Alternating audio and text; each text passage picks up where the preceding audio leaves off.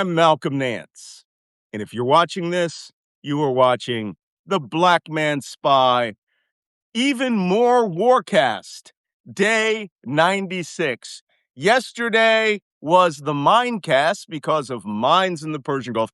The day before was the Milli Vanilli cast because people were living in alternate realities. Well, enough of that. It's that time of week again where we shift back to the Warcast because active combat has broken out in the Persian Gulf theater again. And as predicted, the Israelis have decided to take a hand, fly into Iran, and carry out a assassination in the heart of the city, which killed a senior scientist supposedly associated with the nuclear weapons program, which means that Israel has violated the ceasefire. They're violating in Lebanon. But now the United States has also violated the ceasefire by attacking Iran this morning. And Israel attacked Iran last night. And then the Iranians attacked Kuwait again last night. The war, now this is the crazy part, no one's saying the ceasefire is broken. God, this is going to be a North Korean ceasefire. We're going to be at this for 50 years. But that What being said, everyone okay, is afraid let's would happen if they say the ceasefire is broken is all their efforts of trying to get Iran on the table and the United States to come to the table would be thrown to trash, essentially. So everyone is afraid so much that if we call the ceasefire off or call it what it is, that the talks all like stop somehow. But I don't even see the talks are like going in the right direction to begin with. Yep. No. Okay. Yeah, somebody just noted we're going to be scheduling these lives out 3 and 4 days in advance now. Substack does not have a system in which I can schedule this live and have it send a notice to you unless it's 24 hours out.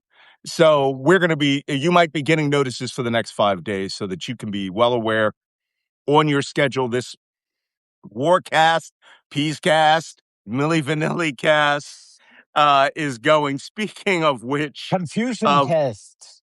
the Confusion cast is a very thing.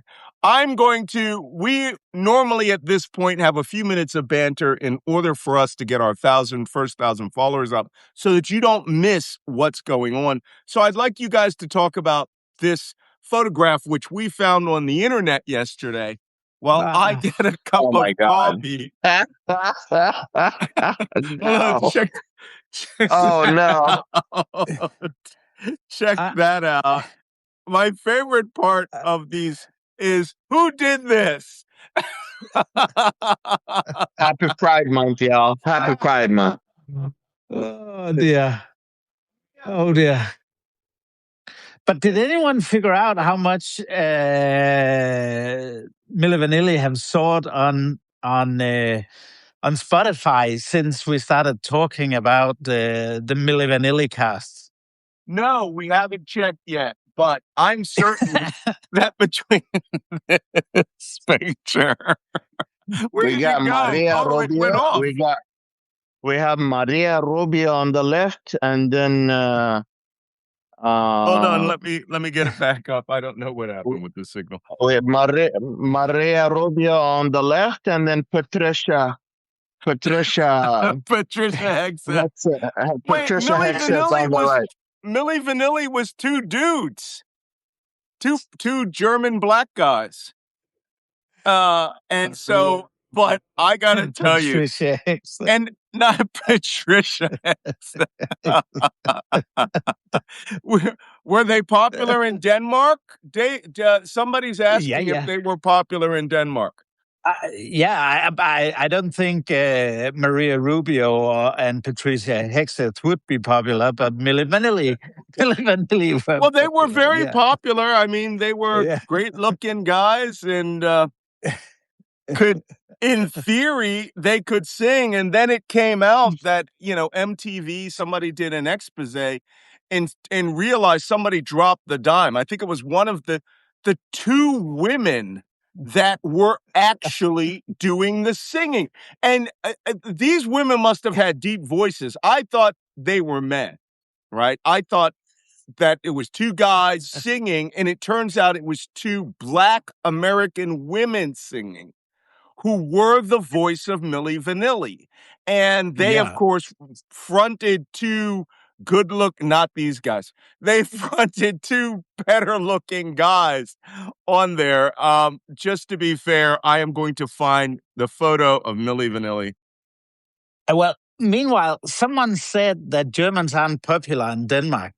I would argue why, because if you look at 80s pop culture, one of the great hits in Denmark was 99 Luftballons 99 with Luftballon by yeah, I mean, you can't beat that. 99 Luftballons was a great song, a great anti-war song about an accidental third world war because some dumbass kid lets these 99 red balloons up, and Russian early warning sees them, thinks that it's a NATO attack. NATO sees the Russians scramble, so both sides scramble and fight and destroy the end of the world. Great song, Germany. I'm young enough to remember every word of that. Nina, no, it wasn't Nina Hagen. I will tell you when I usually drive when I go skiing in the Alps. So when I go through Germany, I always go into these radio stations that play all the classic pop music, and you can. It's 100%. Within a couple of hours, you'll hear 99 Luftballons. Yeah. Well, Germany pretty much. That's just certain. That and what's the name of it? Earth Below Us. Major Tom. That Yeah. that great takeoff of Bowie's Space Oddity. So anyway, that's the real Milli Vanilli, who were guys. And I believe it was the guy on the right here who committed suicide, right? Oh, dear. Robert Pilatus and Fab Morvan were Milli Vanilli. And Rob Pilatus, that's Rob Pilatus. I think he passed away. So whichever member. But guys, we're already up to 1,000. Oh, okay. Sorry.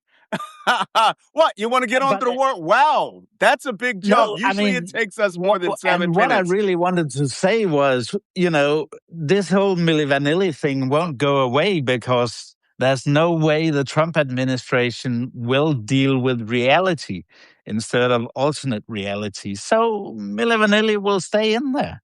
Yeah, here he is. This is Rob Pilatus, who died. He committed suicide.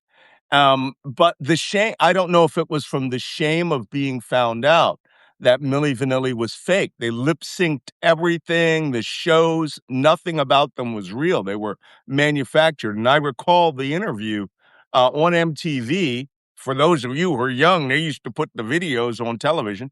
And he said, we can sing.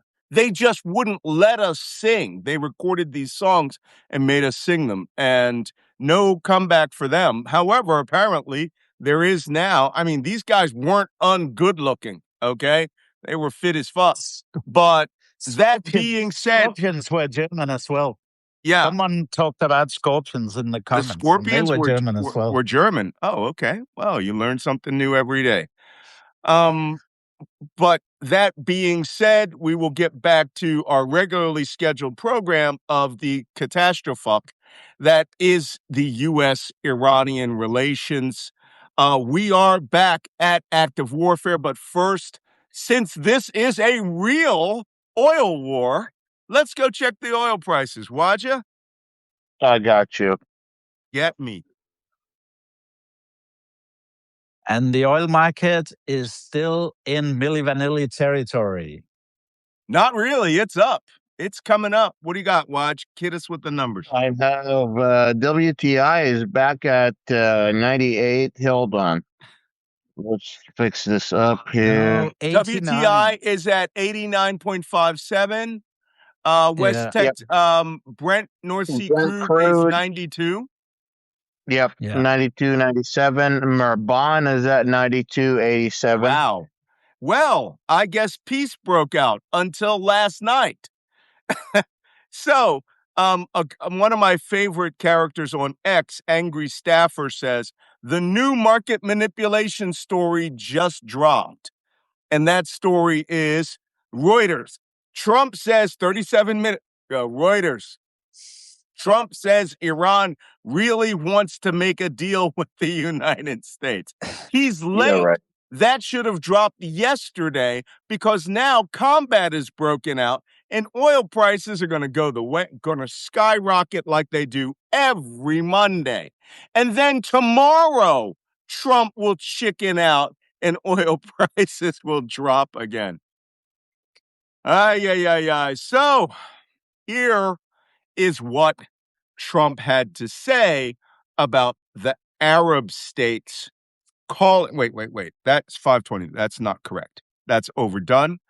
So apparently, yesterday, the United States took preemptive combat action again for the second day in a row. Actually, third engagement this week, second day in a row. The United States attacked an Iranian air defense unit in Bandar Abbas, whose radar obviously was brought down and new, who was illuminating aircraft with their radar. They attacked the radar and then attacked drone carrying trucks, according to them. In response to that, not in response to that. There's more. Then, almost at the same time, does this sound familiar? Always the same night, within the same block of time, Israel flies a strike package into Iran and bombs an individual in Iran, a member of their nuclear research program. I'll get you his name. And by doing so, they flew into Iranian airspace, carried out defensive strikes, then target assassinated the individual, right? That being said, here's the video from communication technology. And so that is now become. And Liv Tax, thank you. We will go back to you. I'm seeing a post on X from the ambassador of the United States to Israel, Mike Huckabee, saying that he's encouraging all embassy team and families and U.S. citizens in Israel to be prepared for home threat command alerts and sirens, stay near shelters, take immediate action at the sound of alerts or sirens. So, Israel attacked Tehran. Now, Home Front Command in Israel is expecting ballistic missile attacks on Tel Aviv, which, in the scheme of things, Netanyahu would really like because it would mean Israel could now blitz Iran with everything it has. And as we've been predicting for the last 2 weeks, the war would absolutely restart. Absolutely restart. So that being said, U.S. citizens are being warned in Israel. I have the Home Front Command app, so if this blanks out while I'm talking, it means there's a ballistic missile launch warning coming in, which Tehran would be smart not to do, because I think that this is Netanyahu's grand strategy. Guys? I agree. And I don't think the Iranians will take the bait. Not just yet. It need to get worse. But they're ready. I don't know if you know, but that's definitely not making look Iran good in front of its own people. When you get attacked and when your proxies get attacked and you keep making excuses and it's very obvious for the rest of the world that the ceasefire has been broken by Israel and the United States several times. And Iran's attack is just focused at the moment toward Kuwait. I feel like the Iranian people are starting to be annoyed, and Well, I don't the know. I Iranian. mean, they've been under near nonstop. I mean, they were under nonstop attack for the better part of a month and a half.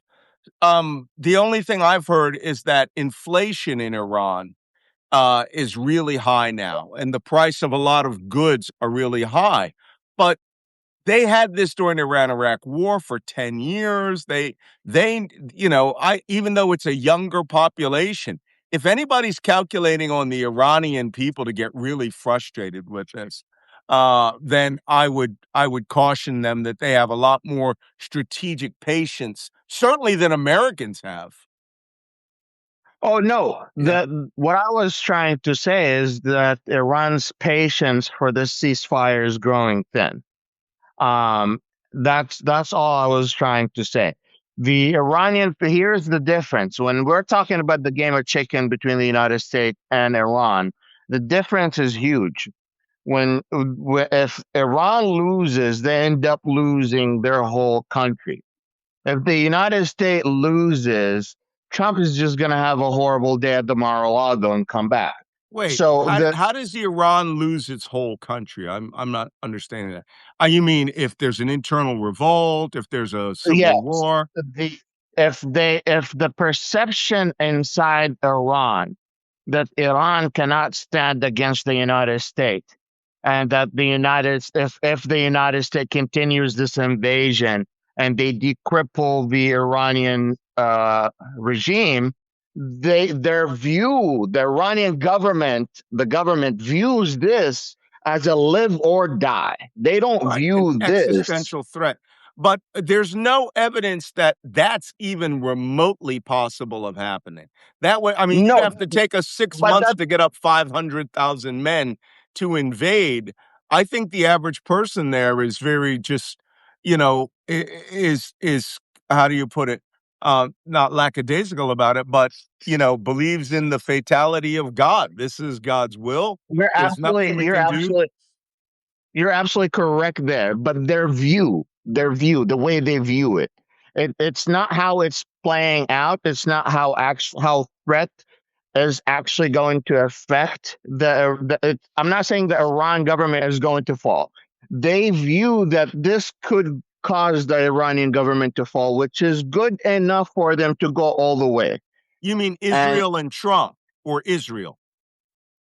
yes, the Iranians view Israel and Trump as an existential threat. And Right, if right, right. they blink, if Iranian government view themselves, if they blink, they could lose everything. But if Trump and Netanyahu blink, it's just a bad weekend for them, and then they No, can keep going.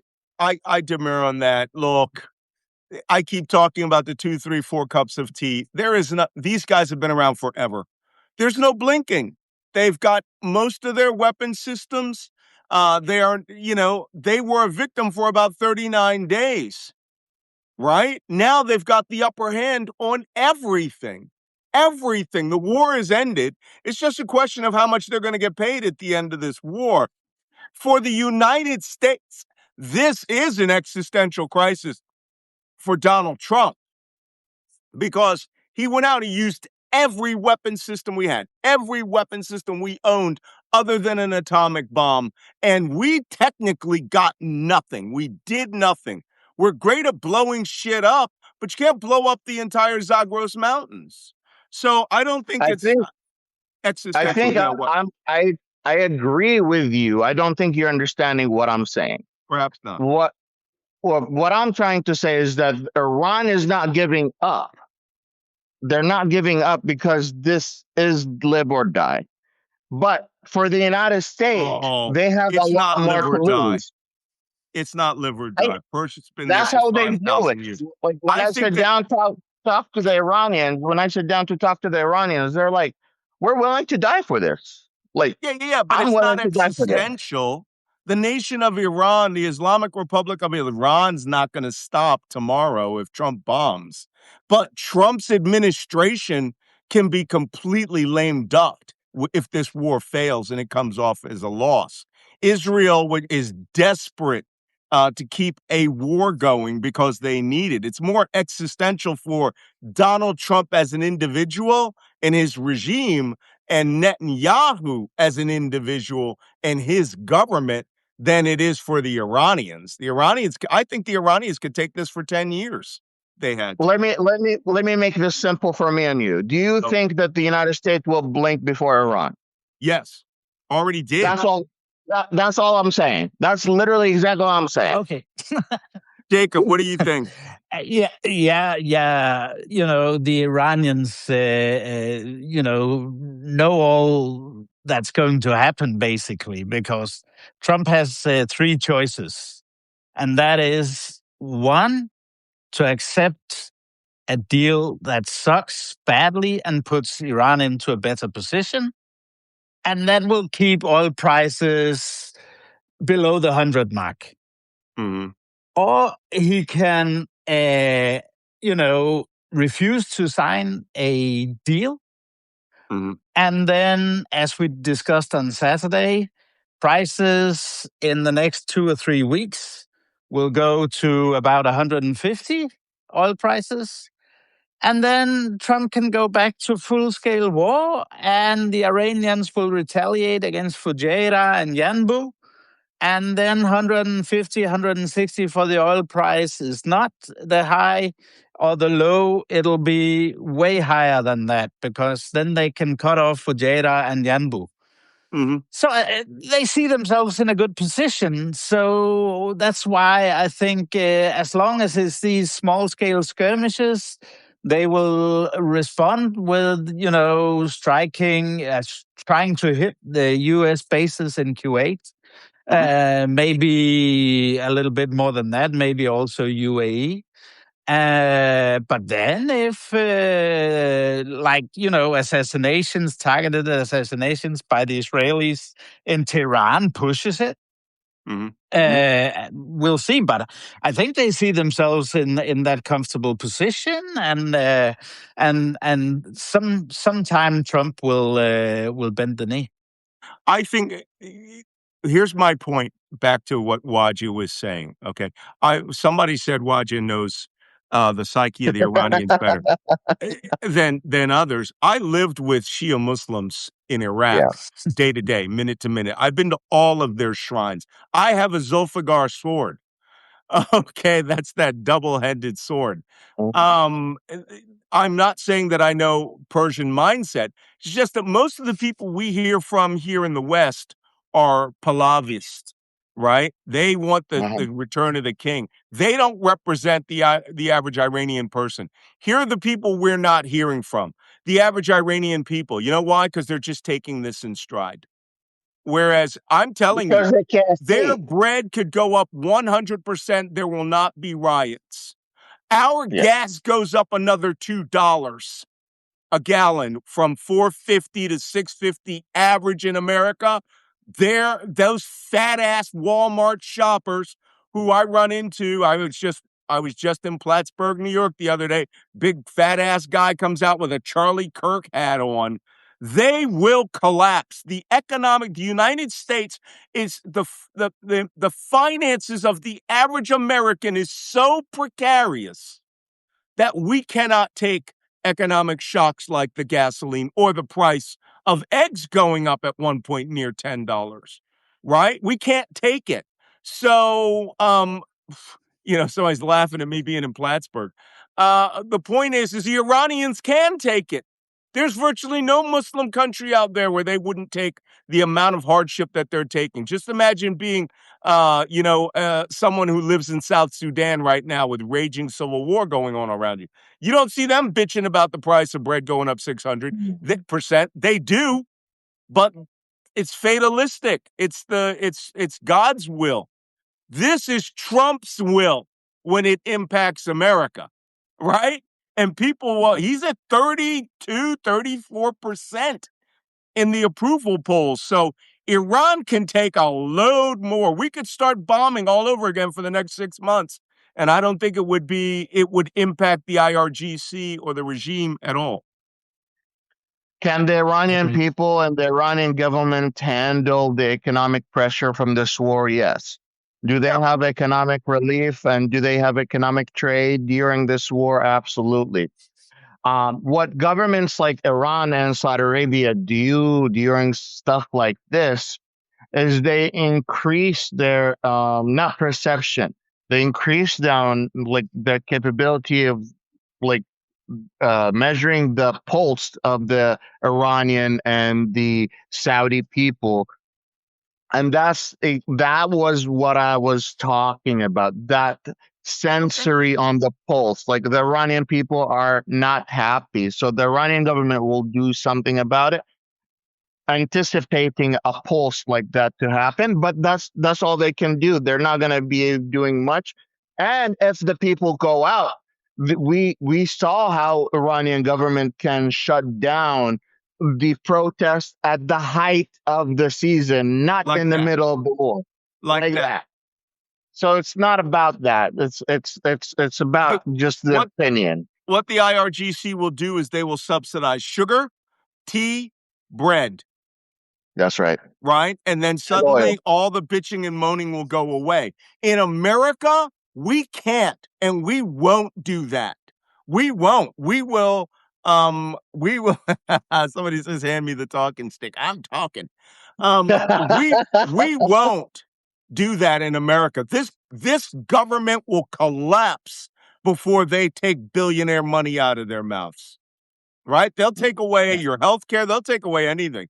I'm saying that the Muslim world in the Iran can take punishments we can't even imagine happening in America. And, another gallon per gas. Like I said, I used to fill up my truck 20 gallons with $47 a gallon. The week before this war, $47 for a tank. The week before this war, I'm up to 94 right now. Doubled just because he launched this war, no other reason. So I think we're all on the same page there. Let's move on. For its own people. Shusar? I'm just checking if Iran is currently subsidizing oil prices for its own people. We're speaking Arabic to our phones. Okay. Next. Oh, Malcolm, the Israelis attacked Tehran. That's terrible. What can we do? Oh, the Americans attacked Iran almost simultaneously for the third or fourth time at the same time. Oh my God, that's awful. It's a good thing that the Iranians are exercising caution. No, they're not. Iran attacked Kuwait last night again because they claim that's where U.S. forces are launching fires using the precision strike missile system against Iran in support of the Israelis and their operations in Kuwait, in the Strait of Hormuz. So the Iranians fired ballistic missiles at Kuwait again, second day in the row, and drones at U.S. bases in Kuwait again. We don't have any battle damage assessment. It takes about a day for us to get out, Wait, what is somebody? And CENTCOM doesn't release any information about it, so it takes a long time, just like it did 3 days ago, where it suddenly surfaced that Reaper drones had been damaged and 3 soldiers got injured. So interestingly enough, yesterday we talked about the MQ-1 Reaper drone, which was shot down. We haven't used an MQ-1 in a long time. We assess it was United Arab Emirates because they're the only ones operating the MQ-1. CENTCOM took responsibility for that MQ-1, saying it was a CENTCOM asset. Yeah, operated by the United Arab Emirates, right? So I like what Joanna Voorhees says. They're like a bunch of fucking cats. Welcome to the Middle East. Throw in CENTCOM, throw in Pete Hegseth, Donald Trump, Marco Milli Vanilli, and Netanyahu, and all of the Gulf Arabs plus the Persians, and you have a bag of cats, right? That you beat with a stick. Yeah, it's like a bunch of fucking cats. If anyone has seen the musical Cats, then you know all the classes of animal that are there, right? That being said, let's go to the Strait of Hormuz, shall we? Not to be outdone, the Iranians are putting out propaganda videos showing squadrons of 7 high-speed fast attack craft operating in the daytime in the Strait of Hormuz. Here's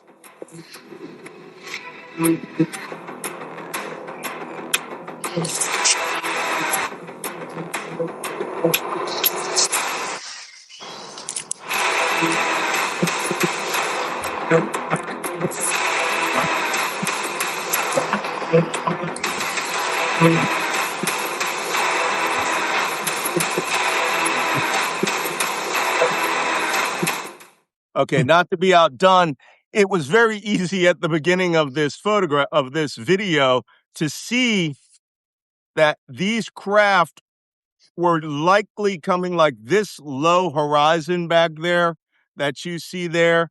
That is probably Kashem Island, but there is a shot in one of these videos that it's pretty clear they're coming from Bandar Sirik, which is in the northeast corner of the Strait of Hormuz, which is a giant 3,000-foot mountain right to the northeast of Larak Island. Yeah, there. That's it. Bandar Sirik. That's where the IRGC underground bases are. This right here, where it's flat and flush, that's Larak Island. Anybody who's been around that area knows that. What I find funny is that they're coming out with like 4 or 5 of these craft and then a mothership, a larger missile boat. The Iranians also announced yesterday that they have a new missile boat. They brought one to Tehran, and they were demonstrating it to everybody that they're badasses. I hate it when this happens. People call me in the middle of my show, and I don't have my do not disturb on. So the Iranians are demonstrating force in the SOH. We have seen satellite imagery of up to 150 of those boats operating in the Strait of Hormuz. And you can't deny it, right? Don't tell me these are all fishing boats coming out of one port that are flying in formation, right? That being said, there was also a report of an attack on a merchant vessel that was on fire. That satellite imagery may be old.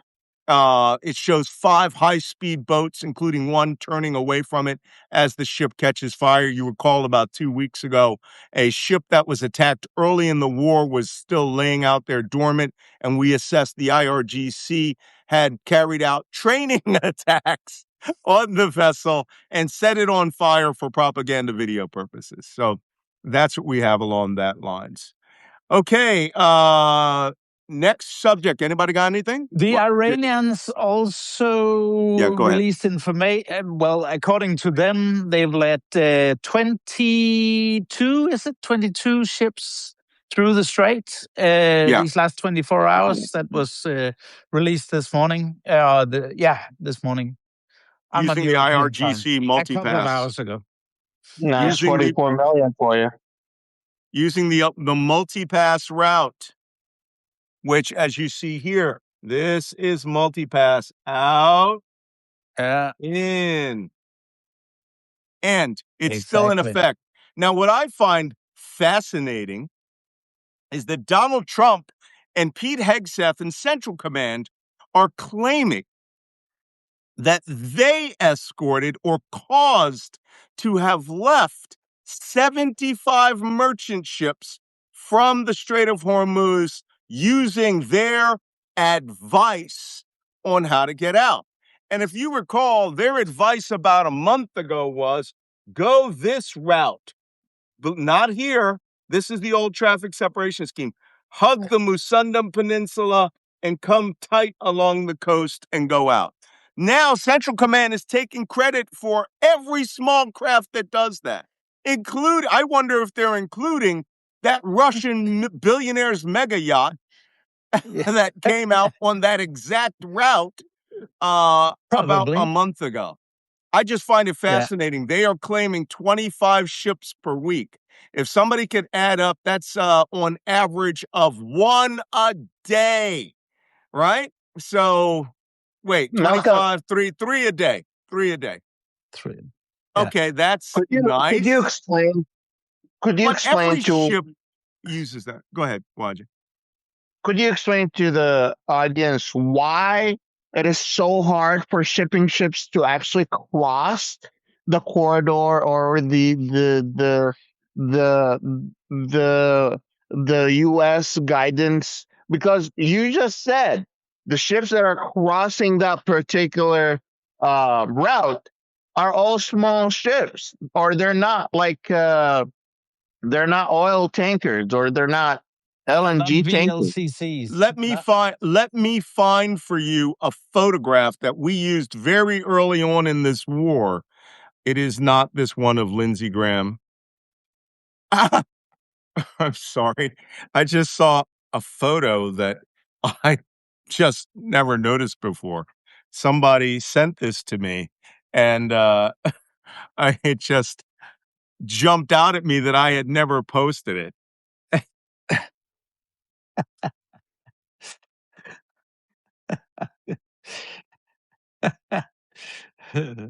Okay. Oh. Thanks, guys, for whoever sent that to me. It was someone on Substack. I just never noticed it. It went into my Substack file. But I'm going to show you what the SOH looks like at its tightest, and the kind of ships that are operating down there. I have some pictures here. But, this is only 21 miles across. You can see across the Strait of Hormuz. Here's sorry, I'm having an imagery problem. There you go. Yep. Yep. I'm just going to make this a little closer that you can see the detail of that 3,000-foot mountain in the background. This is the Iranian side, right? Yep. Taken from the Omani side. The Omani side is very, very tight navigation with shallow water and a lot of rocks and shoals that are not normal in there. And the Musandam Peninsula, I've been all over the Musandam Peninsula. Look at this. I had to go so far into this war that it was still winter. Here's another good photograph of it. You see that tan back there? That's Iran. And this is the typical boat that is crossing from east to west in the Strait of Hormuz. I suspect the U.S. Navy is taking credit for every boat that goes through there, but fishing boats go through every day. They don't care about the war. They got to get fish. Small merchant ships, guys who are stealing and reselling oil. That happened a lot when I was there. They get their little bulk, their dhows, their little bulk tankers. They go through, and they'll go through that shallow route in the Musandam Peninsula. So how the United States is taking credit for that, like it's some utterly amazing thing. By the way, this is a photograph of the standard vessel in the Strait of Hormuz. It's a dhow, right? This is a traditional dhow. This one's Iranian, but it's also the standard mine layer in the Strait of Hormuz. They're not using high-speed boats to lay mines. They're using these. So for the United States to, think that this is some incredible circumstance that they've defeated Iran by, moving 3 ships per day, that's a weird flex, right? That's because they still want to Milli Vanilli the public about what's going on. They're Milli Vanilliing all of us by, like I said, it's just lip sync to go. We've moved 75 vessels have used U.S. Central Command defense and advice, right? Like we have an air defense umbrella out there. Just because people are going the shallow route does not mean they're going, what does Central Command say about it today? They're going, I'm staying south because shit's flying up there in the north, right? It is literally Milli Vanilli. It's lip syncing. Yeah. And they're taking credit for every tramp steamer, every mega yacht that's, stolen guy's mega yacht that moves out of Dubai and goes to fucking Port Hercule in Monaco. These guys are taking credit for everything. We're awesome. Everything. 75 ships in 3 weeks. That's 3 a day, y'all.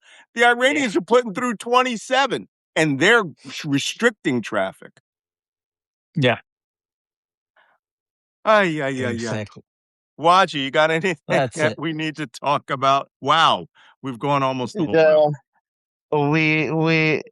we had recent news that we have discovered, and I want to take your insight on this. We said we would talk Yeah. about it a little bit. Yeah.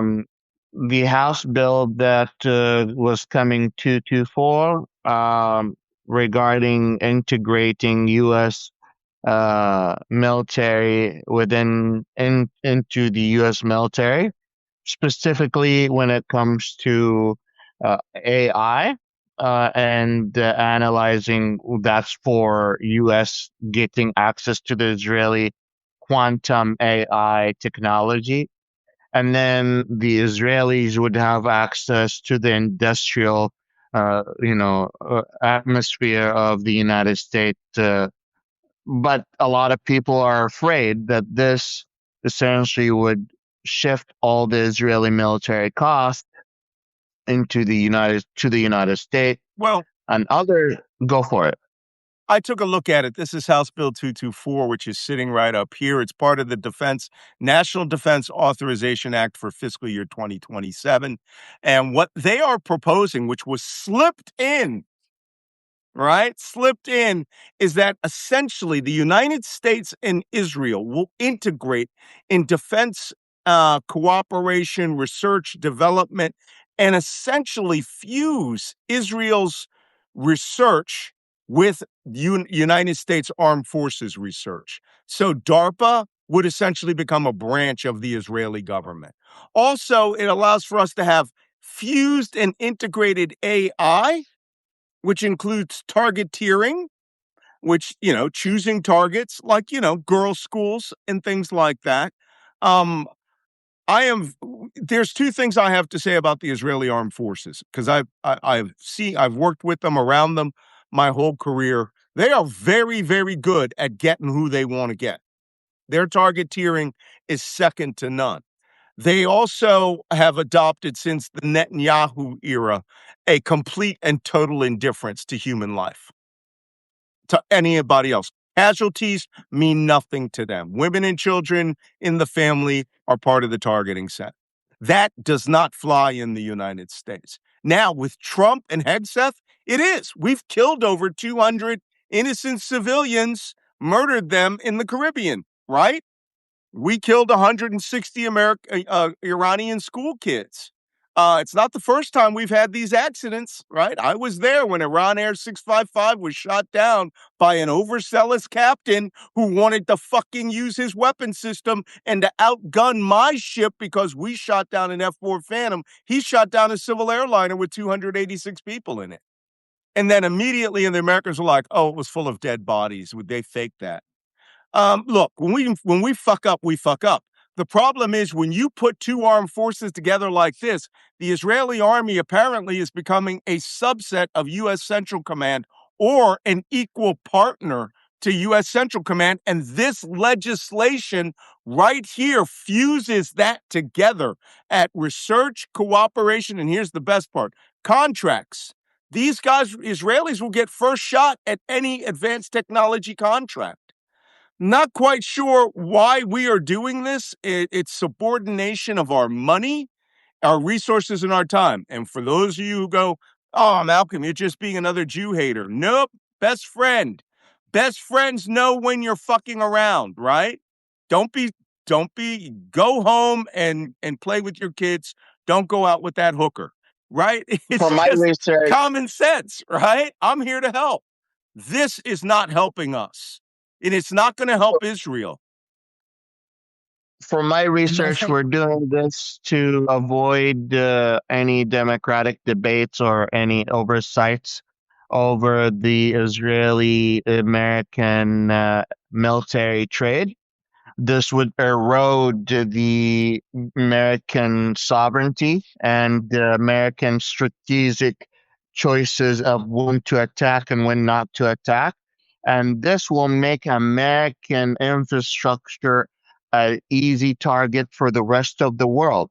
When I am ISIS, I'm not ISIS, but if there's a terrorist organization out there and they view any American assets, the infrastructure, as potentially Israeli infrastructure because they're integrated. Now, all of a sudden, if I want to take revenge on Israel, all I have to do is take a hit on any of the American military infrastructure. Now, I call it a win for my own people. But that's always been the case. Even during what I call the good old days of Palestinian terrorism, the 1970s and the 80s, back when I could understand why terrorists were doing terror shit, they always saw the United States in Israel as a unified force, and they'd hijack airplanes and kill Americans. Pan Am flight, not Pan Am, TWA 847, right? When Yuli Dench, the German head stewardess of that airliner, said, I want all Americans and all Jews bought to first class. And the first people they bought up, right, were Robert Dean Steedham and Clinton Suggs, 2 U.S. Navy divers. And the stewardess said, I can't tell people if they're Jewish by their names. She just didn't want to do it. And if you guys actually want to see a very accurate representation of that hijacking, see the first 15 minutes of the Chuck Norris movie Delta Force. Everything after that is bullshit. But the first 15 minutes is a very accurate representation of that hijacking. But they were asked, bring Jews and Americans to the front. Okay, that's never not going to happen. My problem is this. We are integrating with the Israeli army at a level we're not doing it with NATO. No. All right. I just find this fascinating. I don't think this Which by is the way, hardly surprising. It's a bill that's in markup. That probably is going to get cut. We shall see. Yeah. But right. Another, just on Israel, one quick point, if people should want to look for like successful, precise targeting, it happened only back in 2024. That whole Israeli campaign against the IRGC commanders in Syria and Lebanon, and also Hezbollah commanders in Syria and Lebanon before the fall of the Bashar's regime. It was highly successful, very precise, but since then it's just been mowing the lawn, and that's the big danger of these things. Yep. Well, last point, and we'll go to questions. Trump put out that tweet this morning. Iran really wants to make a deal, and it will be a good one for the USA and those that are with us. But don't the Democrats and the variously seemingly unpatriotic Republicans understand that it is much tougher for me to properly do my job and negotiate when political hacks keep negatively chirping at levels never seen before over and over again that I should move faster or move slower or go to war or not go to war or whatever. Just sit back and relax. It will all work out well in the end. It always does. Boy, he does not seem to understand the price of oil is in danger. Victim. I know. He's always the victim. It's terrible how that works. I don't know if you saw, but WTI now is up $5. Yeah. Brent crude is up $5. Merban is up $5. Wow. They've hacked me because I just, an hour before logging on here, I just submitted my latest comment in the Danish version of the FT. It'll be released tomorrow morning, where I said the shit is going to hit the fan. It's all on you. One last thing before we go to questions. Apparently, the Iranian IRGC has hacked the Instagram account of the Chief Master Sergeant of Space Force and posted this cool video.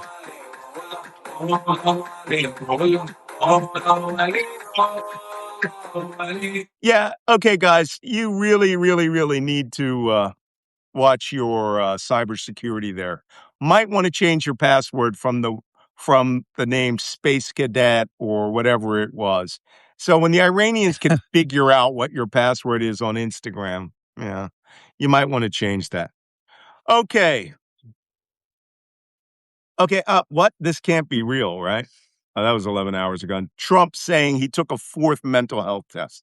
Okay, let's go to questions, That's shall we? wonderful. Because we should all get out and start There's our day. one little thing our listeners should be aware of. Yes, That's what's that? also Israeli targeting of South Beirut now.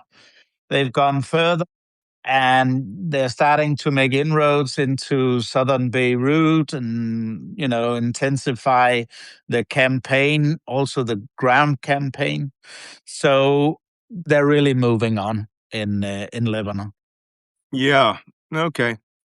Just that's all we freaking need. Okay, let's let's go to questions, shall we? Because Yeah. God knows we've got 36 good questions. No, 36 commentary and questions. Somebody says, Robot Bender says, will this fusion essentially mean the Israeli military will be running our military? No, it does not.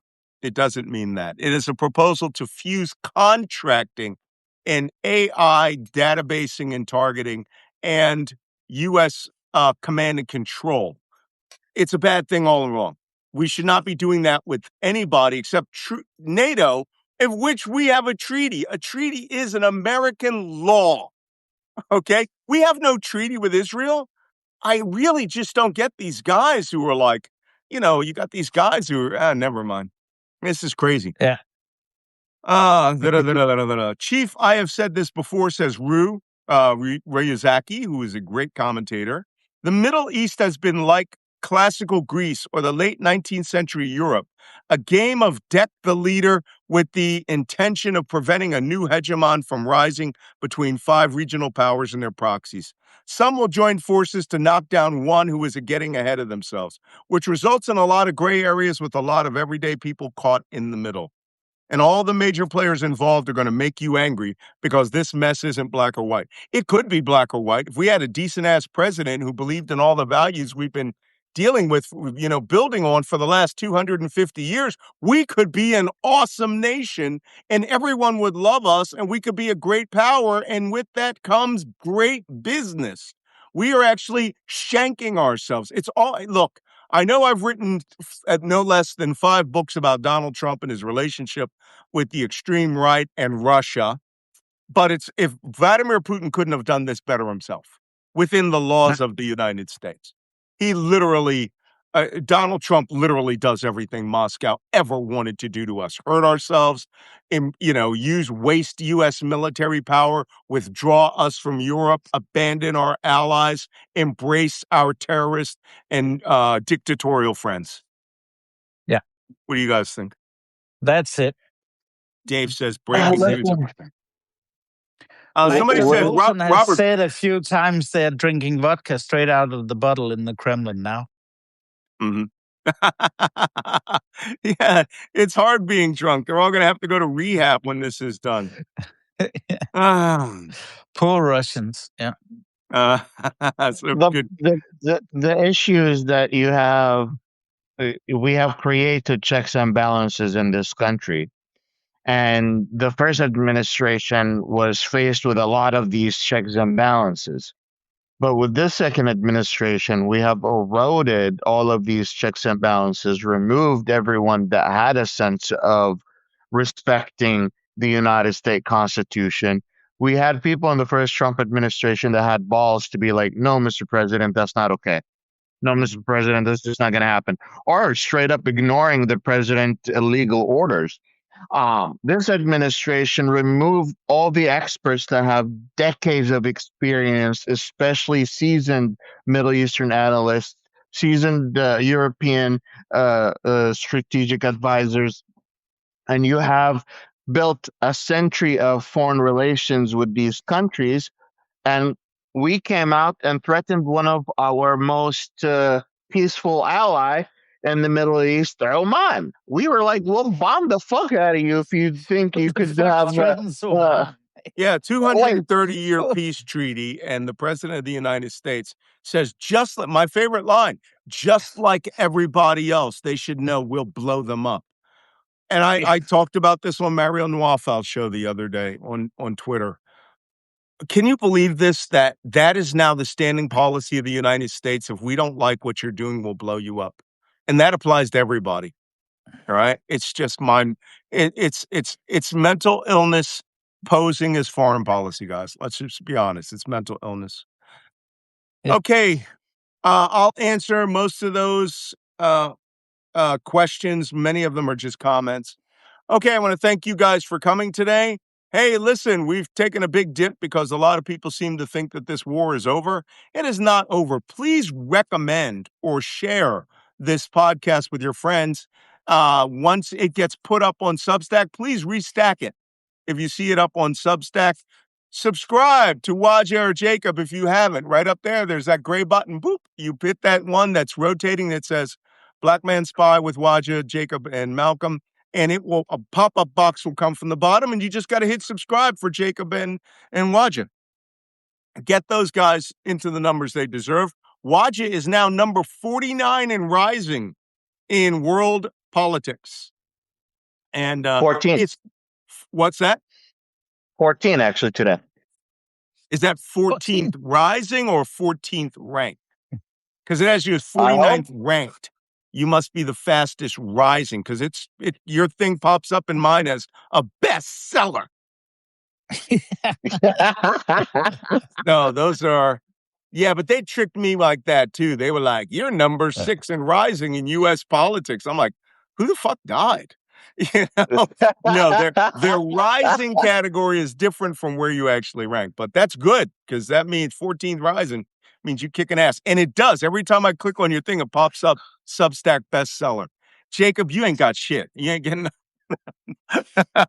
No worries. You're gonna have to bring us more Danish chocolate for your I will, for your level to rise up. I have one recommendation. Yeah. After this show, in a couple of minutes, all our listeners go to Spotify and they find Nina 99 Luftballons and then jam it up all that they can. Nina Hagen, right? And it's gotta be the version where they just mix German and English. It's the best, not the English version. The mixed German and English. It's the best. Okay. Okay. So a really 80s move here. That is, yeah, and go see that song, about how to accidentally start a strategic nuclear exchange by penetrating the airfields of airspace of NATO along the Fulda Gap. Yeah, that was a great song. Yeah, that's her name, Nina. Nina was her name. It was Nina. Yeah. Everyone's a Captain Kirk, don't forget. All right, this really gave me flashbacks to my time in Germany, right? So, I do not like wheat beer. So that tells you I was never assigned there. Not a wheat beer guy. No Weissbier. No Weissbier, nein. Ist geschleckt. Das Bier ist geschleckt. See, okay, I'm going to sign off. We're going to see you this time tomorrow. I am going to post for the next 6 days of scheduled things so that it'll pop up beforehand. Yeah, you're right. Nina Hagen is not Nina. Thank you. Sorry. Nina. Thank you, 1980s record aficionados. You're right. Nina Hagen is blonde. So off we go. Thanks, guys. By tomorrow, there should be quite a bit of combat. Okay, so the U.S. Navy is threatening to start attacking again if they try to minesweep the Strait of Hormuz. So stay tuned. We'll let you know how it goes, and just ignore the memorandum of understanding. I don't think it's ever going to be signed. Patricia Hegseth is ready. That's Patricia. Listen, that's right. You guys, I want you to leave with one image in your head. If anything has to be in your head today, it needs to be this. It needs to be that Milli Vanilli lives, right? Milli Vanilli lives. And they'll live on in your heart if you let them. Okay? Maria Rubio. Maria Rubio. Yeah. We got to come. Someone's going to animate this with a song. Get on it. All right, guys. See you tomorrow.